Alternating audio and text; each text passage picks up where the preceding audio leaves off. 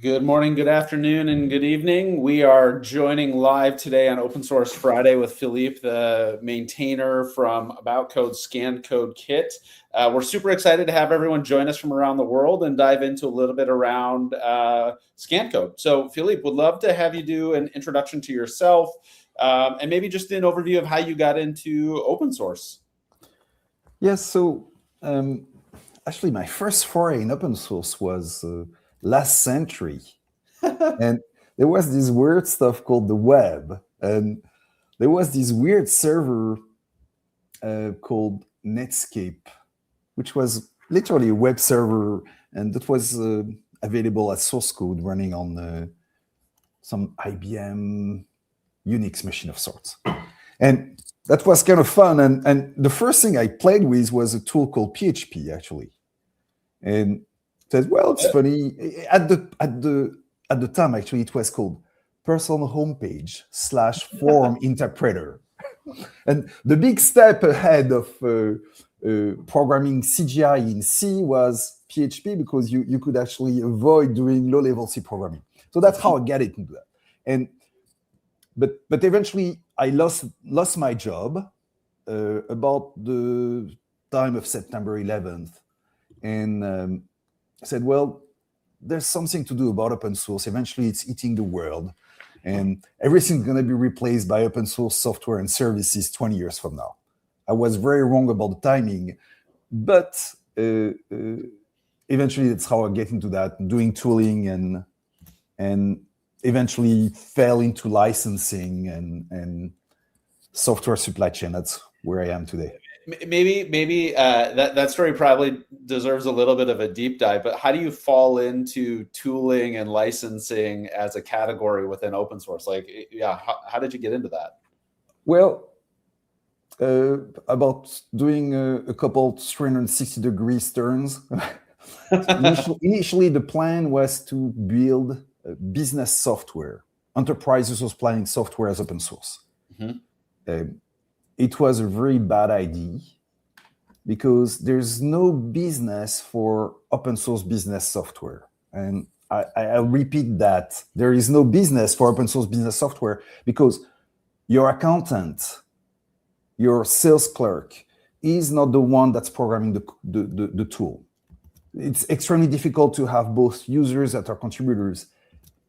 And what you see is that you have very few, if any, true open source solutions for business. We did that. We turned around and we ended up looking at asset management. So still a bit business, but IT asset management, a bit more closer to the code. And eventually delve into building tools like compilers, debuggers, very low level, and IDEs around Eclipse, NetBeans at the time. And one day, a guy reached out and says, hey, we're in the Silicon Valley, we're buying all these companies, we're buying this software company. I'd like to know if there's something that's GPL in it. He says, don't know. We knew, of course, about licensing a bit, because we are doing a lot of tooling. And said, we've never done that, but I know how to use grep, so why not?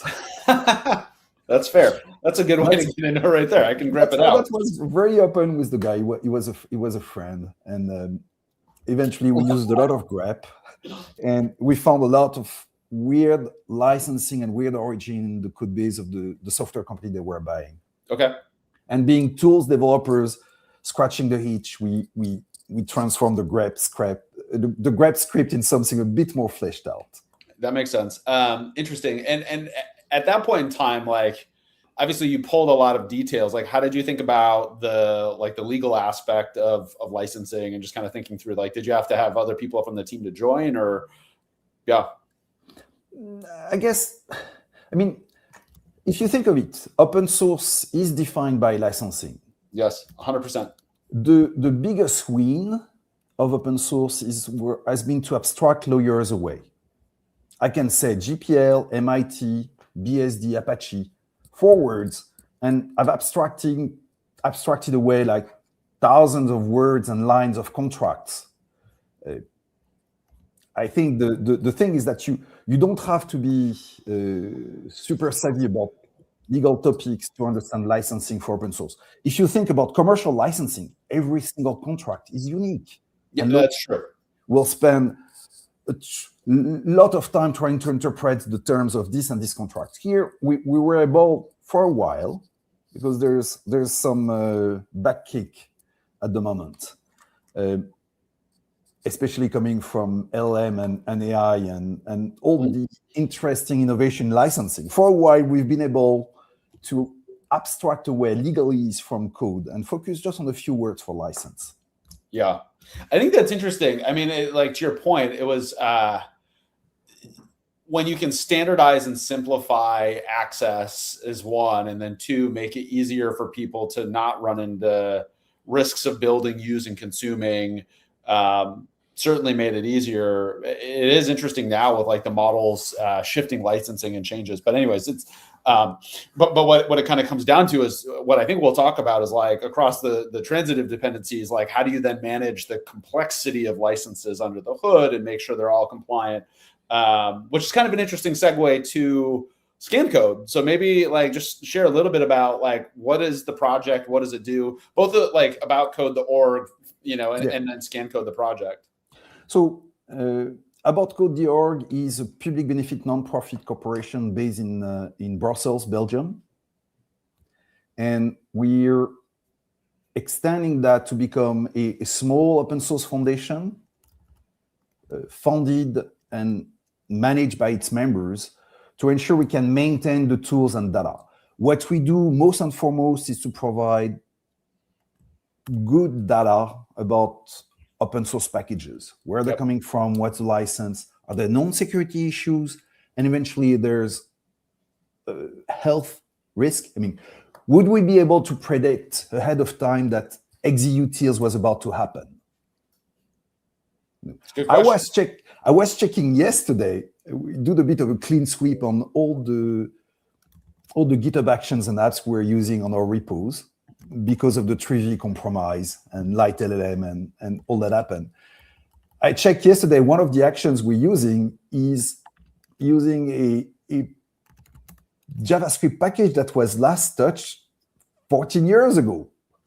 I said, I mean, maybe the code is gone. It's done. I mean, it's done. It's simple. But the point is, 14 years ago, what can go wrong with that? The guy can die. Somebody can take over the account. There's so many things that could happen. And of course, this action has full access to everything.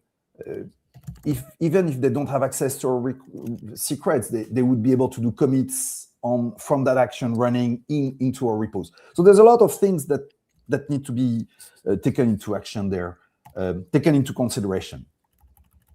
I like it. And maybe kind of double clicking in that, like, how did you come up with the need for the project? Like, what problem do you feel like it's solving today as like a core aspect? Yeah, so initially, first need was, grep in a large code base to find the word GPL. Yeah, that was the need. At the same time, we were building a distro of Eclipse plugins, so a more polished IDE, focusing, and actually a series of IDE focusing on a lot of niche development environment, full stack. And all of these plugins were under different licenses. So we needed to be a bit savvy about that and give them a name and a code that would make it easy to reference to that. Mm-hmm. Stepping a bit ahead of grep, when we started having a lot of requests and demand to help with this due diligence, we started writing tools. And so literally the first iteration was a bunch of regular expression. The second was also a bunch of regular expression. It was extremely bad and slow, but it did the job. It's sure. The point, it did the job. And I think to your point probably on that too, is like, given the finite set of licenses that you were looking for, like regex are fairly simple in terms of like finding those, right? It gets you 80% of the way. Yeah. Yeah. The difficulty is getting to 90, 95. the problem in itself for license detection is like a search problem. Yeah. Except you're not searching the whole internet. You're searching a data set of 20, 40,000 files or mentions of licenses across one code base. Yeah. But if you think of it, for instance, Google search prior to the advent of LLM is and has been limited to searching for 32 words. Yeah. Right. Here, our index is maybe 100 megabytes, not 100 petabytes. But the query is gigabytes of code, which is, so it's a search problem, but the size of the problem is inverted. The query is very big, the index is very small. Mm-hmm. And so, but that's essentially the architecture of ScanCode. You have a small query, a large query is a small thing. So everything has to be optimized so you can have something that matches. The other thing that's really important in licensing is one word matters. I have a small stash of license I like to keep, which are examples of projects that have, say, they declare supposedly an MIT. Mm-hmm. MIT license. It says redistribution is permitted, but you say redistribution is not permitted, which is very different. Which is very different, right? It's changed. There's not a huge amount of them, but enough for this to be a problem at scale, and enough to trip very easily a tool that's a bit too naive about using regular expression. It's not the comma that matters, but three letters make a whole difference. We helped a couple of years ago the Linux kernel maintainers to clean up a bit the licensing documentation, the kernel. Literally, some of the notices were GPL in the code, in the license header, in the C header. You had just copyright John Doe and comma GPL. That's it. And so these letters, small letters, matter, but it's also a problem when you say MIT mint. If you're in Germany, mint means with, and you cannot just take that at face value.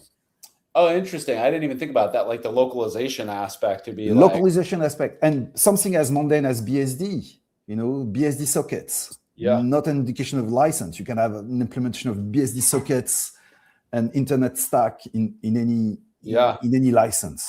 So maybe double clicking on that a little bit is like over time, what started as like grep and regex, like how has the project evolved to like improve search techniques and tools, and then also like more complex licenses and more complex projects with many more transitive dependencies. Like you're while some may have 20,000, some have many more than that.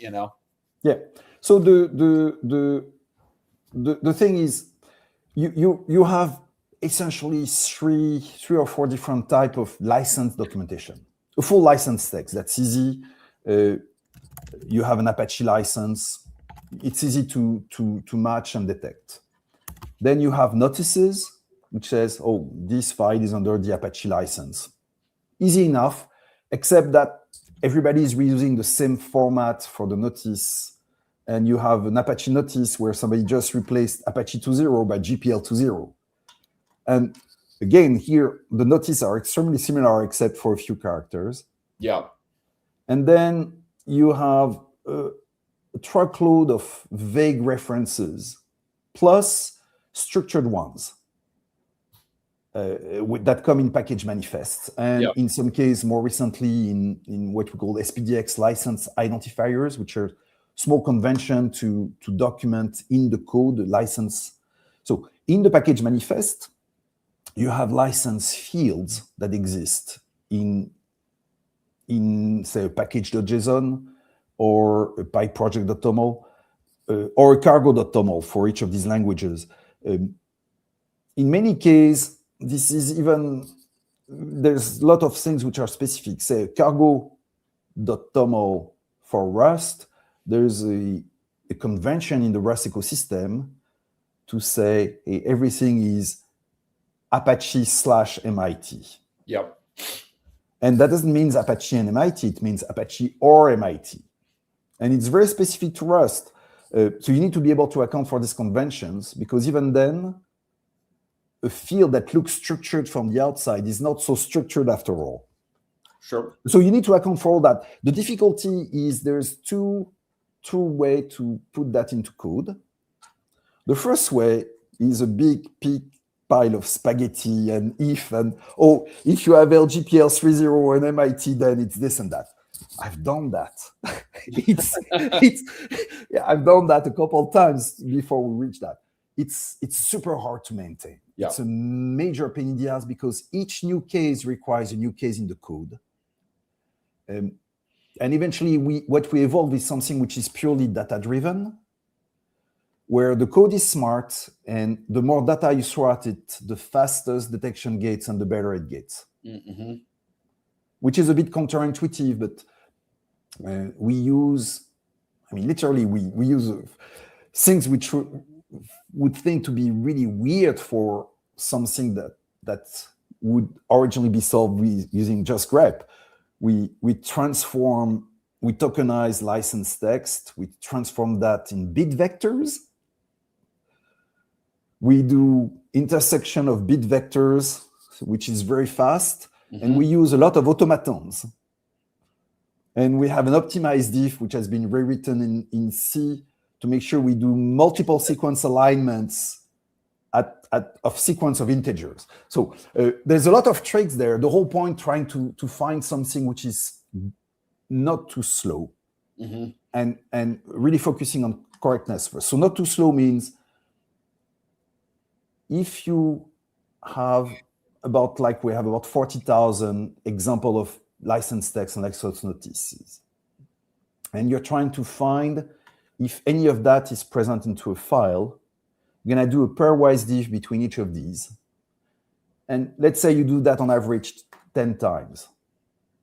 That's 400,000. And then you have 100,000 files, roughly the size of the kernel. Yeah.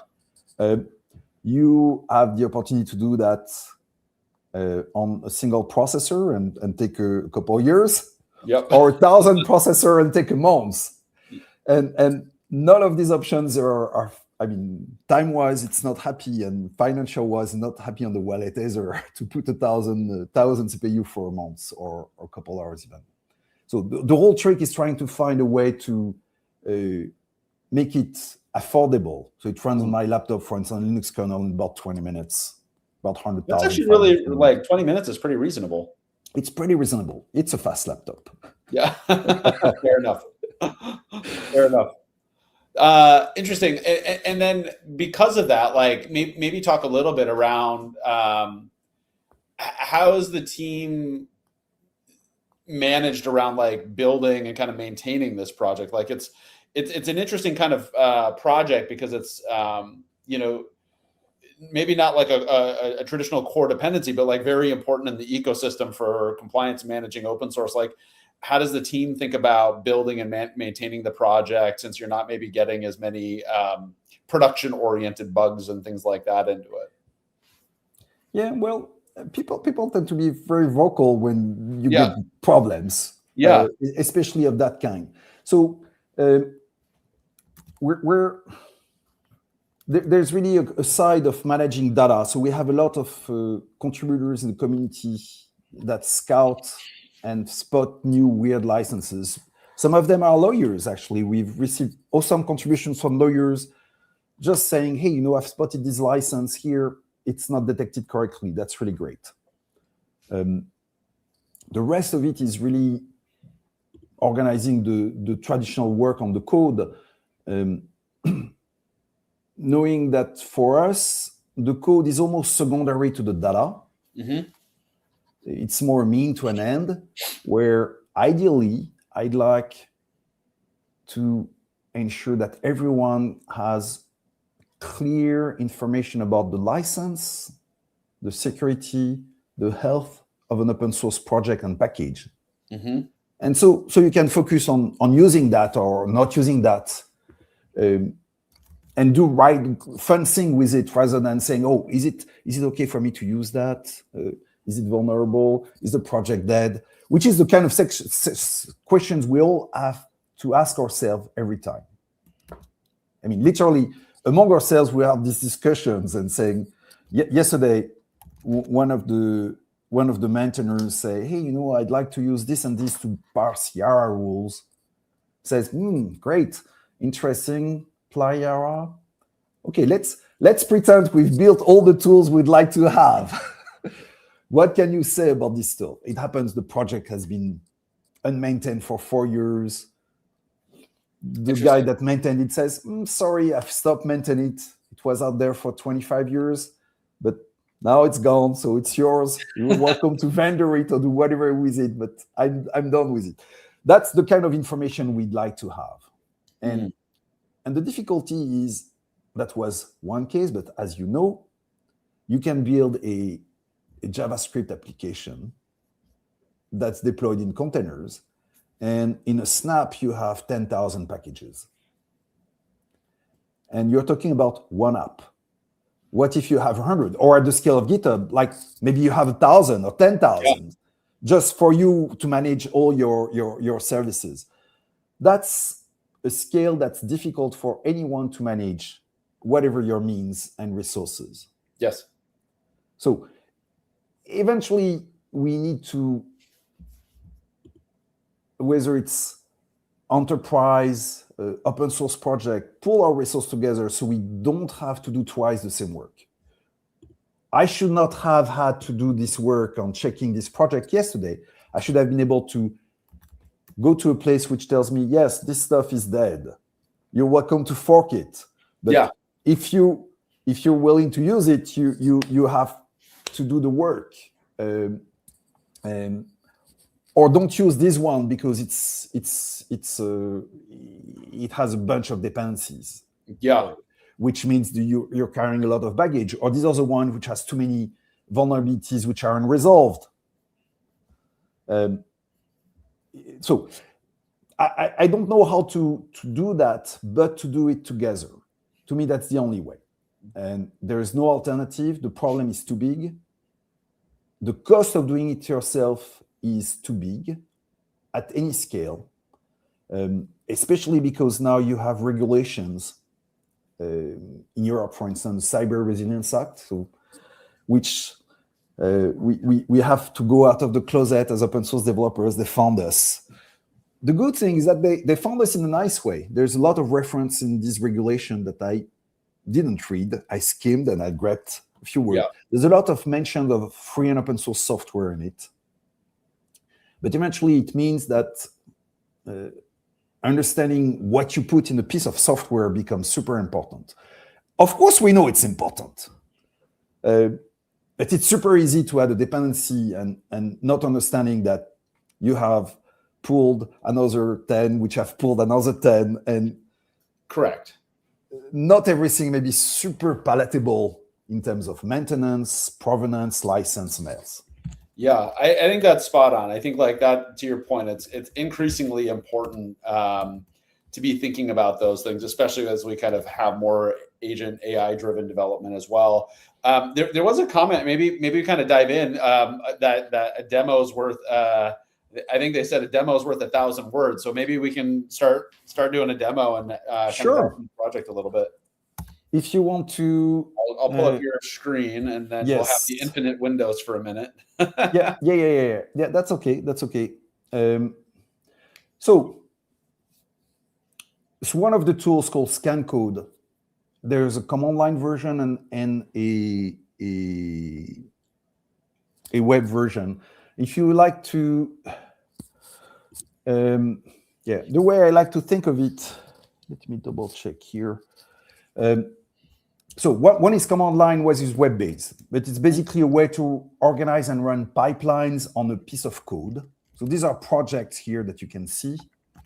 This is an example of a project where I use as an input the source of a version of log4j and another one which is the binary. And when you run a scan, in this case, I was running a simple scan which is going to inspect the code base for packages. So it's downloading the code, it's extracting the archives, and then eventually looking for finding binaries and scanning application package manifest. What I found here is 4 packages, and I have their versions. By the way, this here, let me zoom a bit for the folks that this here is called a package URL or Perl. If you've not heard about it, you will. It's a small standard that we started in ScanCode, which is now used a bit everywhere, including at GitHub, but also it's been merged into the CV record format since October, so it's fairly recent, late October. It's a way to identify a package in SBOM, vulnerability document, vulnerability database. We use, of course, in About Code's Perl and package URL throughout, but that's very obvious where you see it's a Maven package that comes from this, in this case, Maven group ID and has this name and this version. So here I have found these 4 packages. One of them is from source. I can drill down into the set of resource, the files that exist for that. I have a way to drill down also in the dependencies and all the different package URL that are also referenced, which is weird. You'd say log4j depends on Jackson. Well, actually it does.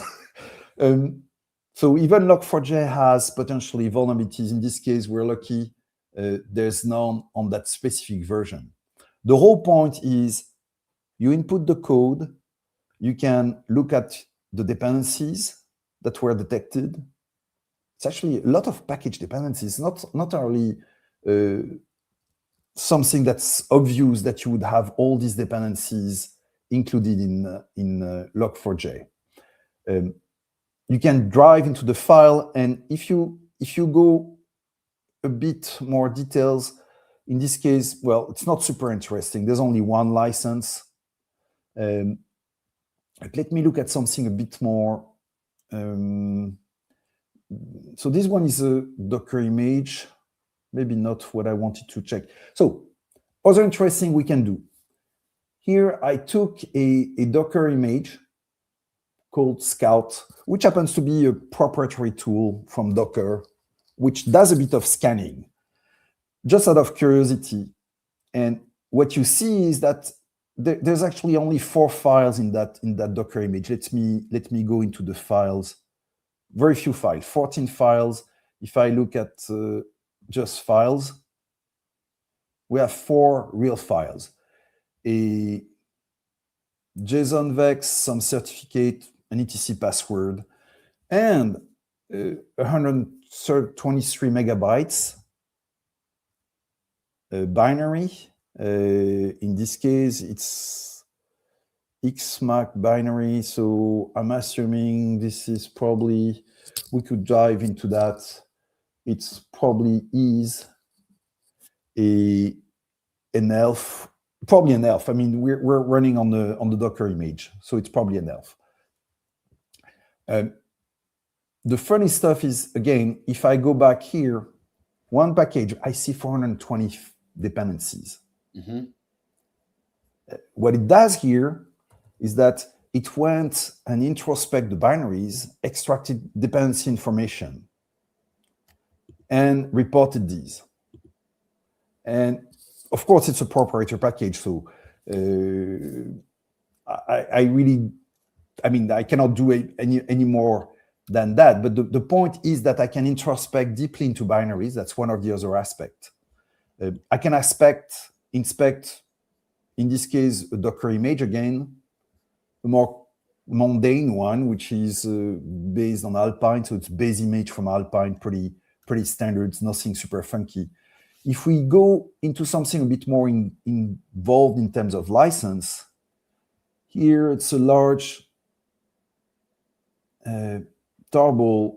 It's actually an image also from Nextcloud, which is a project which provides Office Office tools. So it's a bit more interesting here. We run just a base pipeline. We have potentially given the policy that I set here a certain number of license issues based on my policy. So it's really policy driven.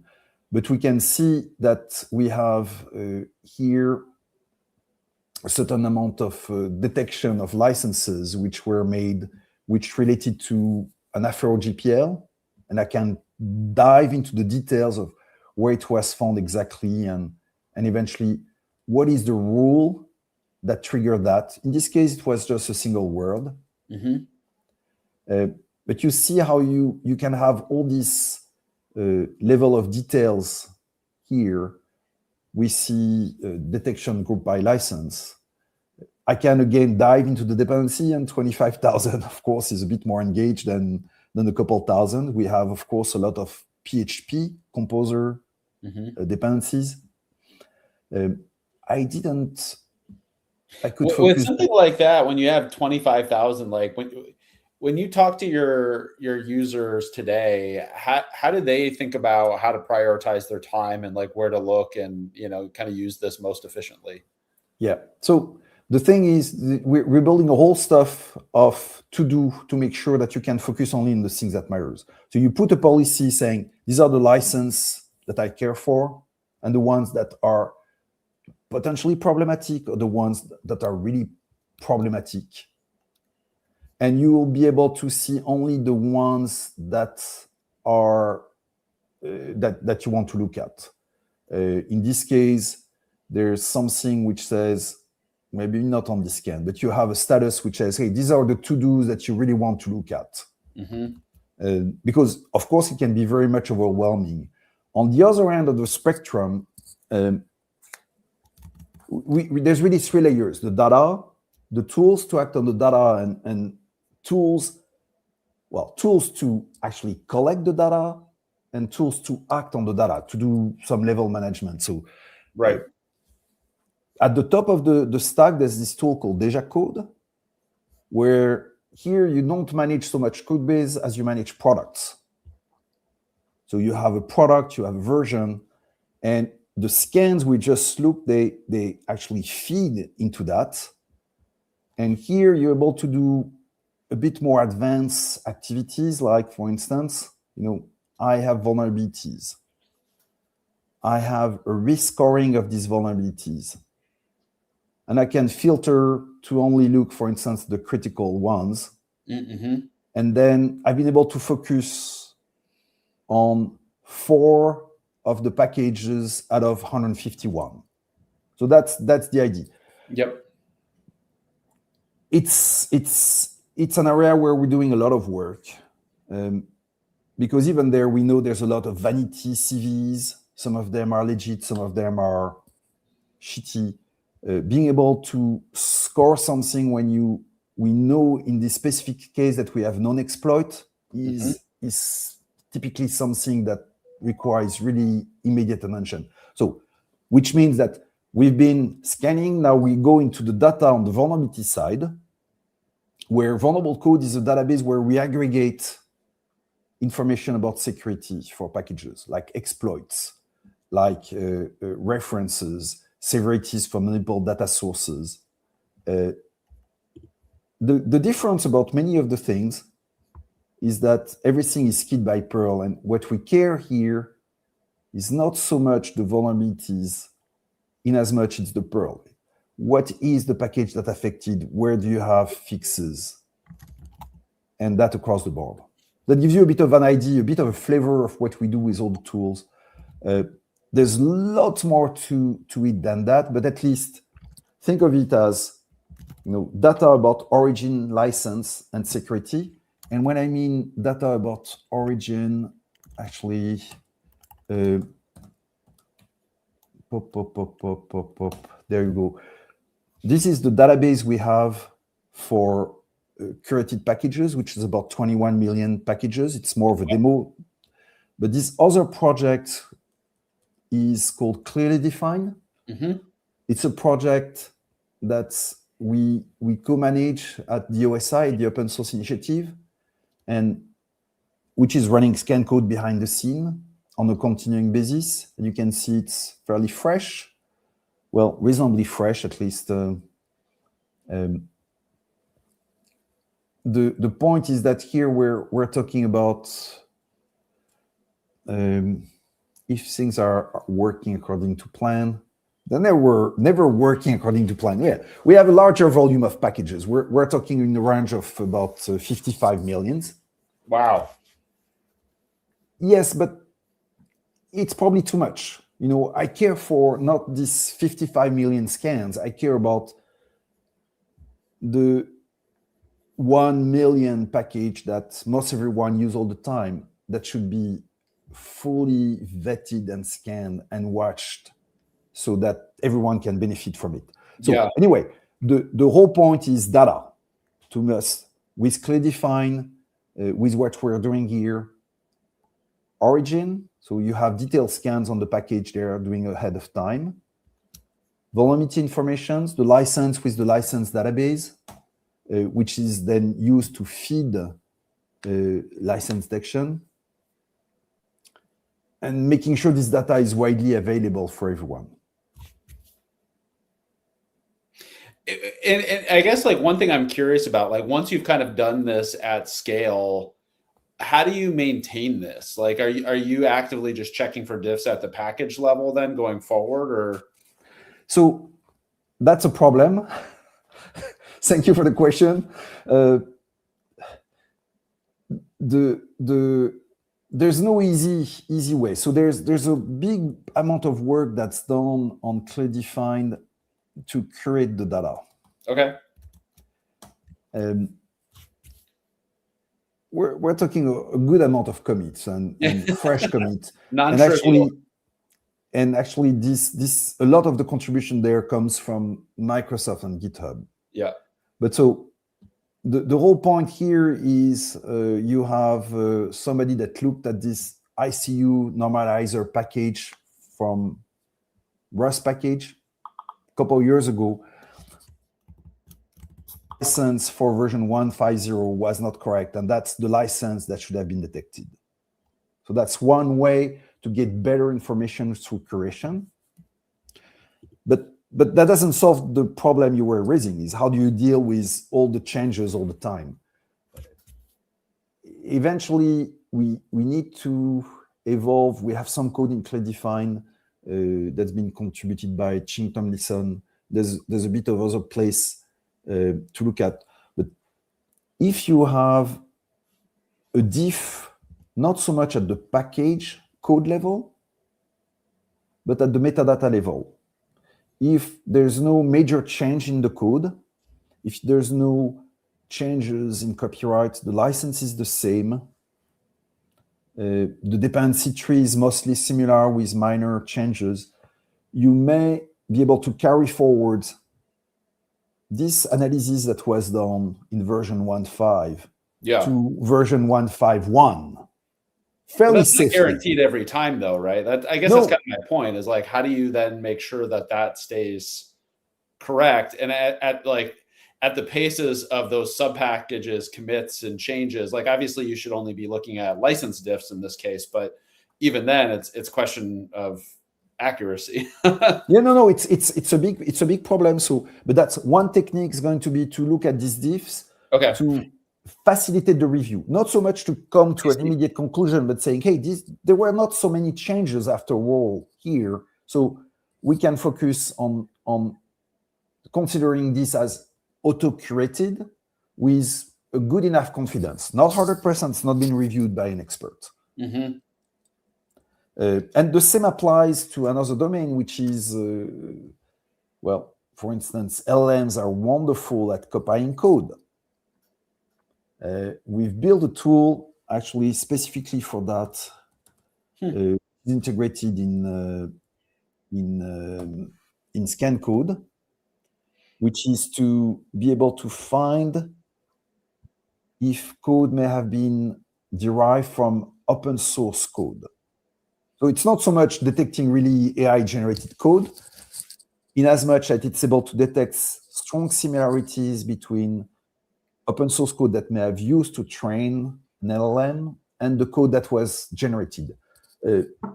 In practice, anecdotal evidence is it's very easy to have an LLM spit verbatim the code that was used for training because they memorize it. Yeah, it's probability. It's exactly. Yeah, but you can ask, give me the code of this package version or a function that does that, and they're gonna go and search exactly for this package version without looking outside, but just inside what's been used for training. So that's an interesting area also to be able to find similarities and difference. One of the things we do in ScanCode is to detect binaries and do binary analysis. I don't know if I have, that's an example of a binary analysis here where we've mapped the source and the binary. So you have, for instance, a class file in Java mapped to a source file. And the interesting thing here is what would be the files that exist in the binary that don't have a corresponding source file. Yeah.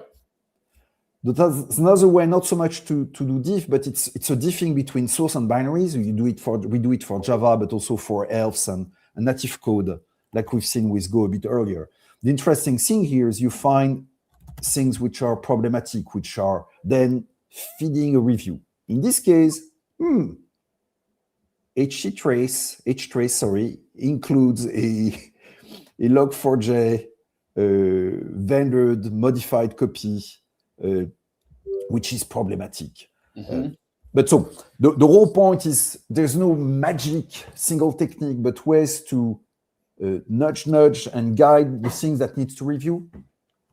And the last mile is going to expose that to the community so we can curate this data the same way we're doing it on ClearlyDefined, but we do it on also composition and eventually on security issues or health issues.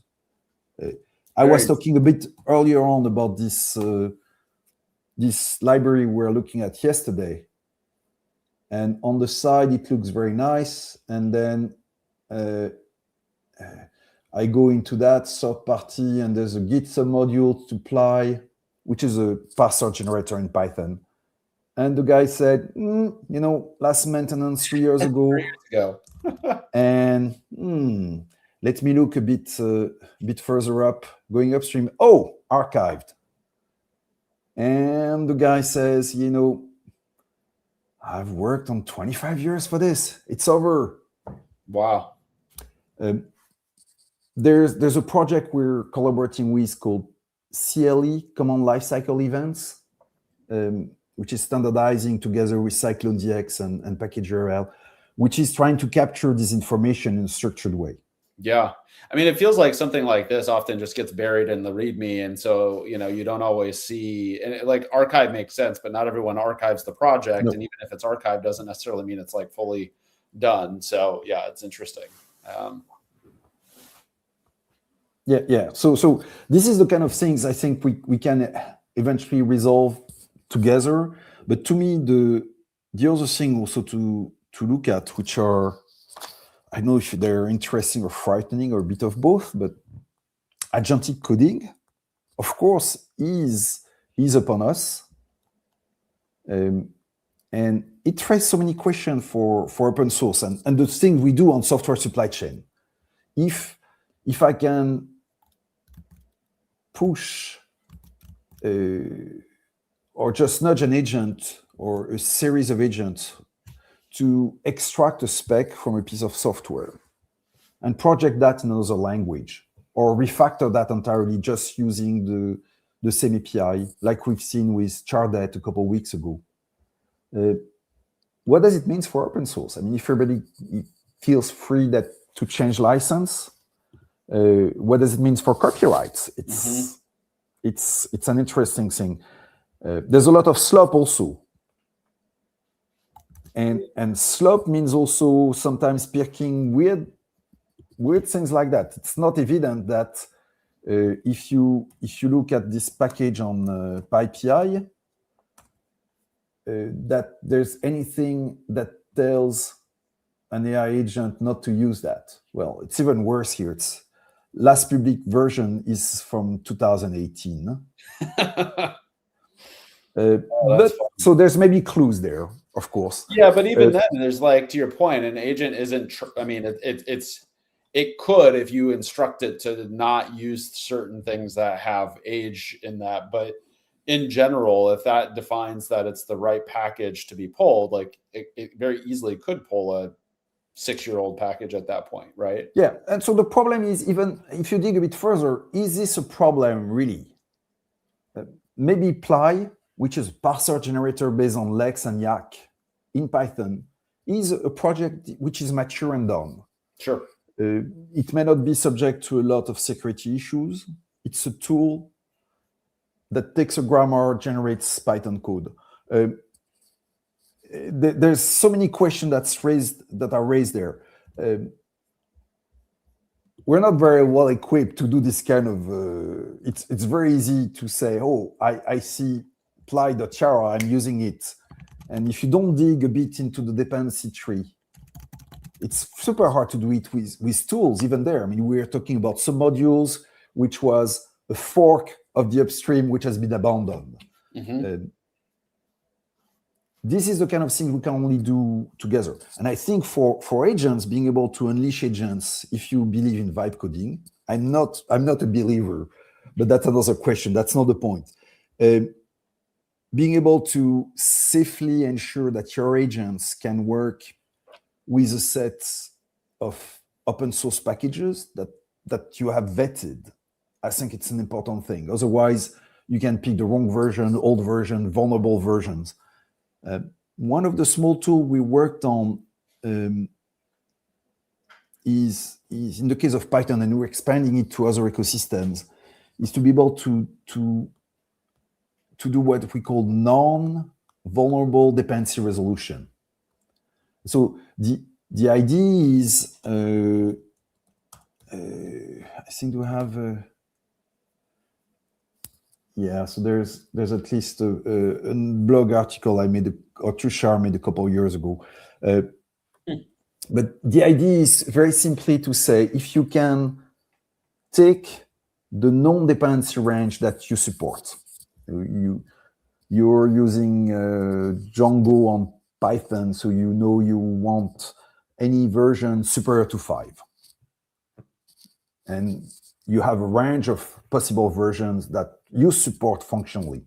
And then if you know that version 5.17 to 5.23 are vulnerable to this CV, which is a low severity, and version 6.2 is vulnerable to this high vulnerability severity. And the other versions are fine. Then what you want is resolve the version that match your dependency choices functionally and right, that are not vulnerables.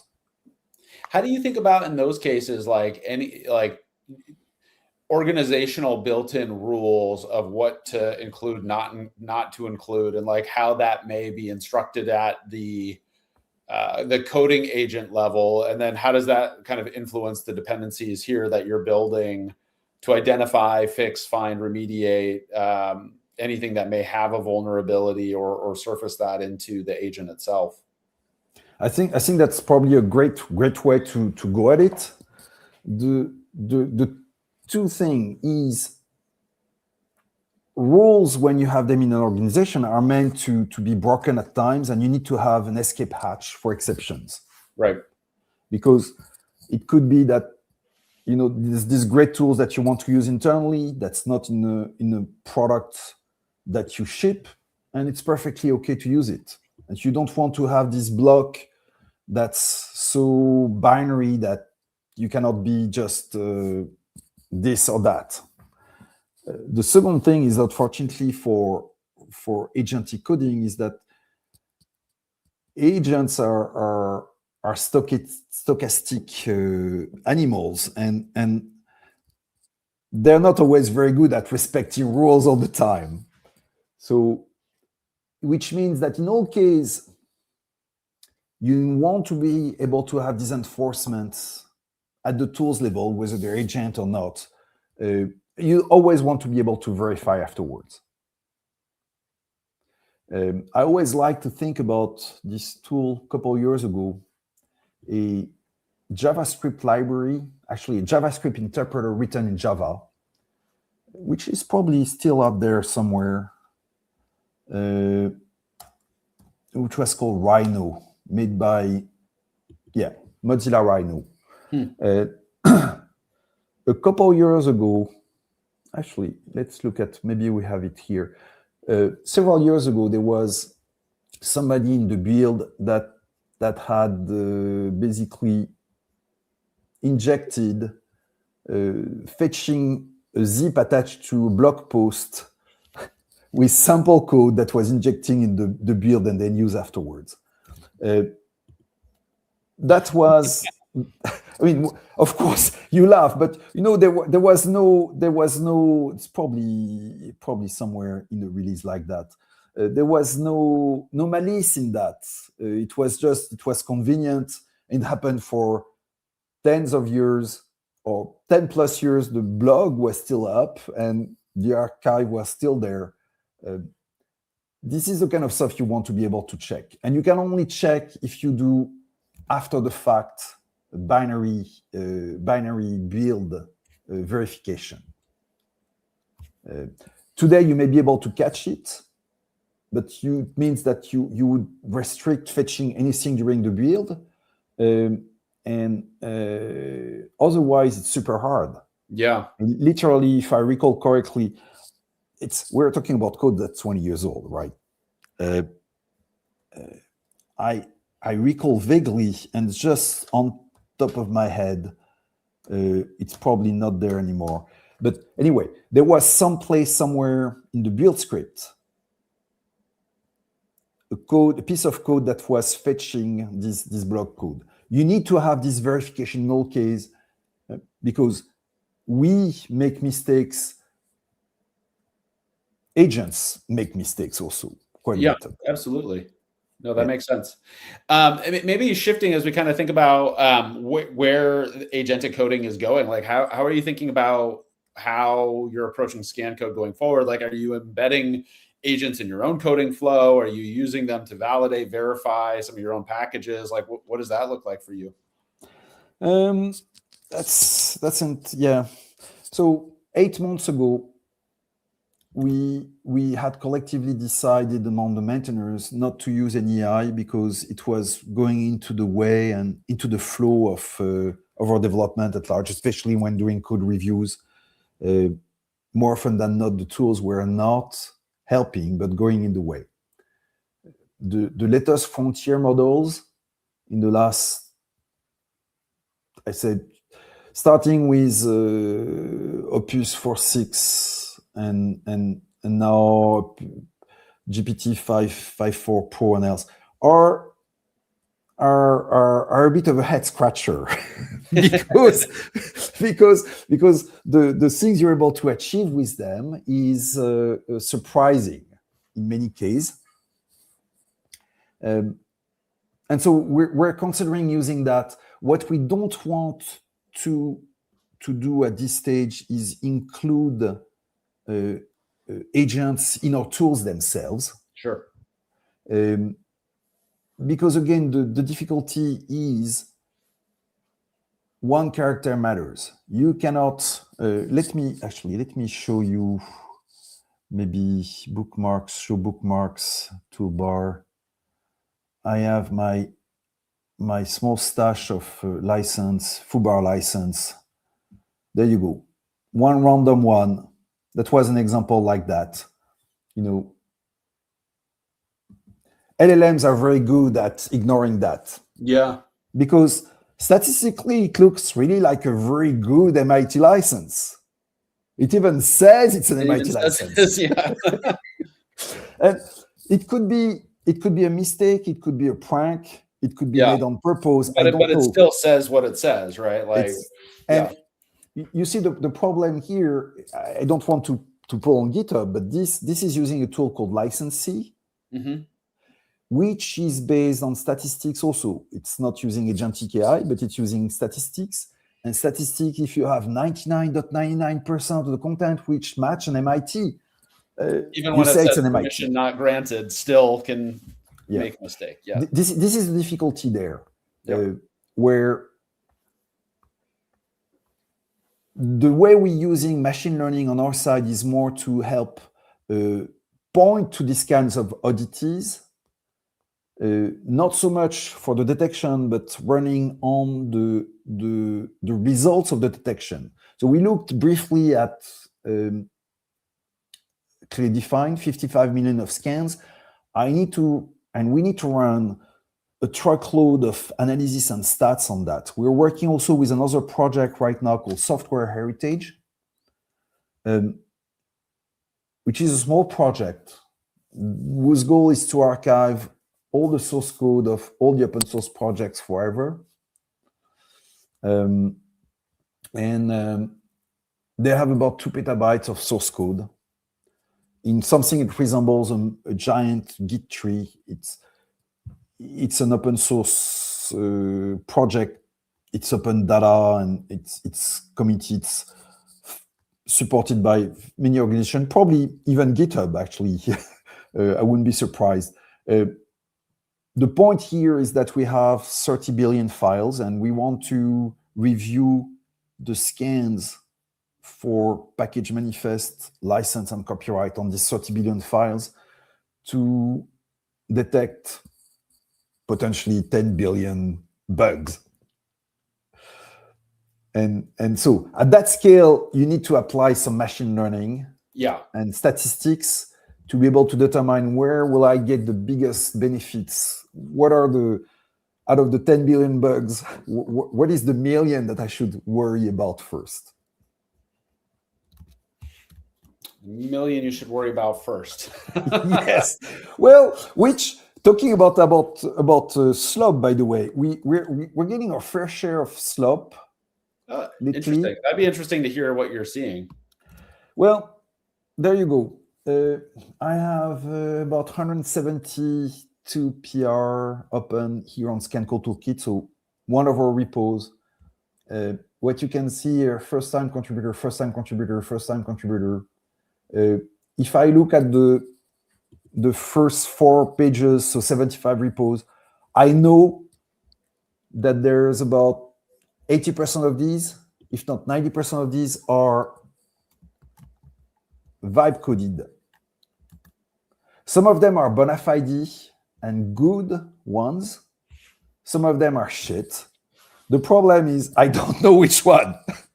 And the irony of the stuff is that I can spend 4 or 5 days of my life to review this and do that again next week and the week after. But that's not fair. The thing is that I'm better at running a prompt than any of the vibe coder who say it's their first time contribution.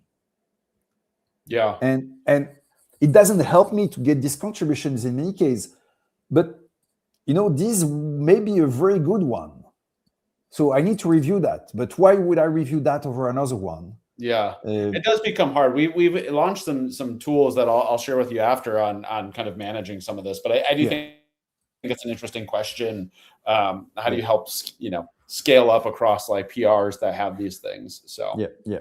So right now we probably have across the org, I'd say about 200-ish pull requests that are likely junk.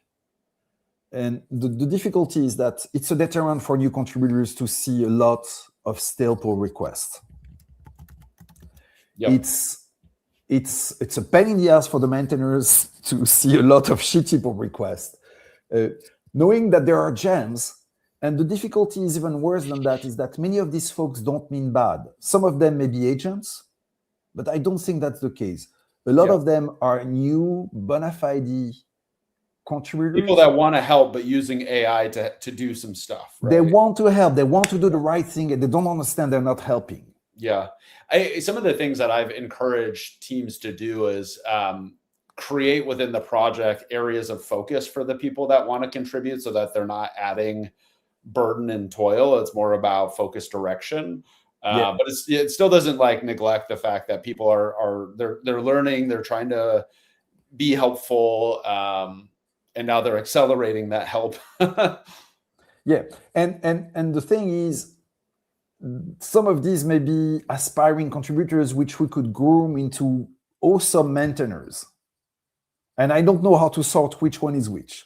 That's really a bit of a challenge we're dealing with. We're discussing last week to use the nuclear option and turn off pull requests entirely and keep that only for project maintainers, and then potentially make it super easy to become a contributor with read-only access to the repo, but you're granted privileged access to the repo, which enables you to not commit to the repo, but at least create pull requests.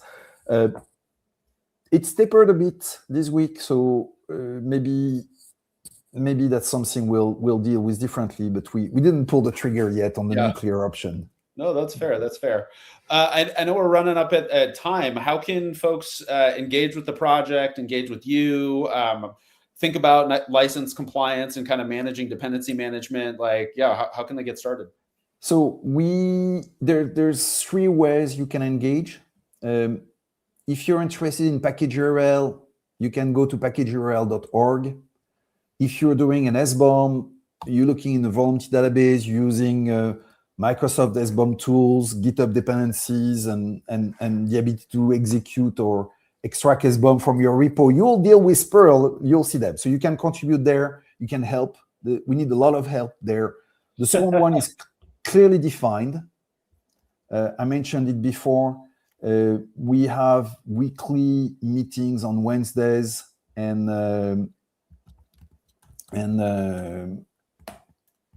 so that's another area where you can contribute, and monthlies.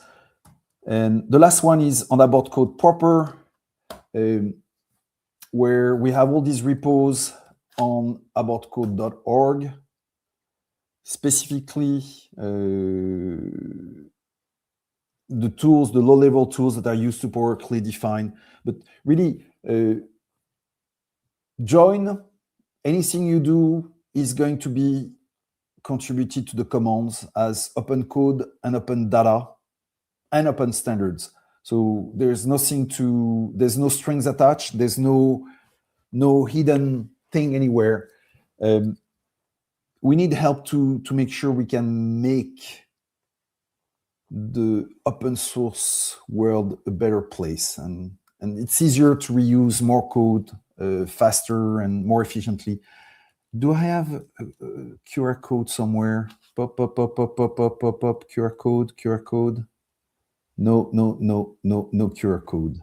We can also share links in the chat too. So if you want to, if I can send them on chat, that might help. Yes. Let me. How do I do that? Stupid of me. So let me get ClearlyDefined. So ClearlyDefined.io, aboutcode.org, and aboutcode-org on GitHub. Okay. And package URL. In ClearlyDefined. If some of you are working in a corporation that use our tools, I mean, feel free to send some cash our way. That will be much welcomed.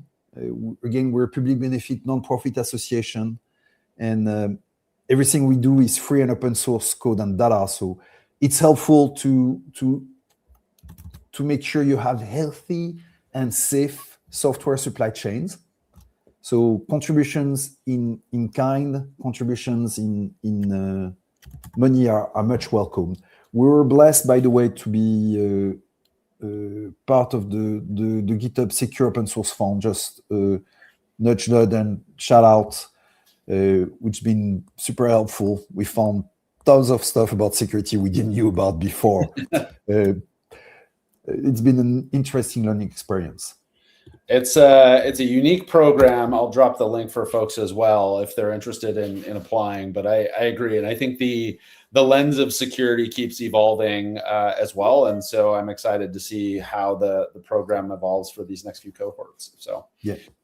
Awesome. Well, thank you for joining, everyone. Excited to jump in. And if you are interested in checking in on package URL, about code, or clearly defined, check that out and reach out to Philippe. And thank you all for joining us today. Have a wonderful day.